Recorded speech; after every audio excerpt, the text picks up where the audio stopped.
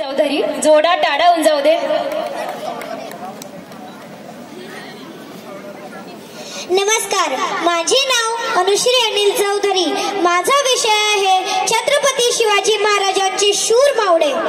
इतिहासाच्या पानावर, रयतेच्या मनावर, मातीच्या कणावर आणि विश्वासाच्या प्रमाणावर राज्य करणारा राजा म्हणजेच राजा शिवछत्रपती छत्रपती शिवाजी महाराजांचा जन्म 19 फेब्रुवारी 1630 रोजी शिवनेरी किल्ल्यावर झाला। माता जिजाऊ शिवरायांना म्हणत आपला जन्म रयतेला गुलामगिरीतून मुक्त करण्यासाठी झाला आहे, म्हणून आपण स्वराज्य निर्माण करा।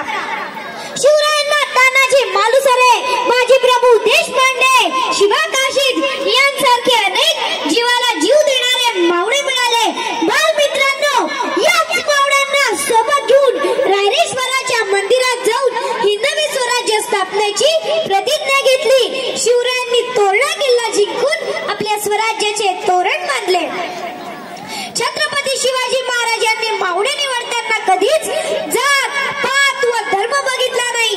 त्यांनी 18 पगड जातीच्या लोकांना एकत्रित केले व त्यांची जीवापाड काळजी घेतली। त्यामुळे प्रत्येक मावळा आमिषांना झुगारून आणि संगणाशी दोन हात करताना स्वराज्याशी एकनिष्ठ राहिला।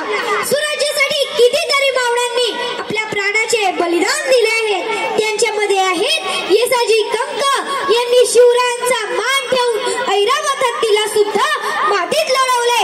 तानाजी मालुसरे आधी लगीन कोंढाण्याचं मग माझ्या रायबाचं असं म्हणून कोंढाणा जिंकायला गेले आणि कोंढाणा जिंकून दिला।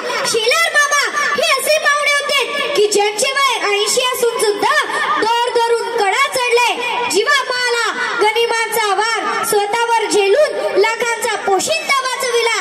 बाजीप्रभू देशपांडे गनिमांचा वार छातीवर घेऊन मृत्यूशी झुंजला व तोफांचा आवाज ऐकू आल्यावरच आपला देह सोडला।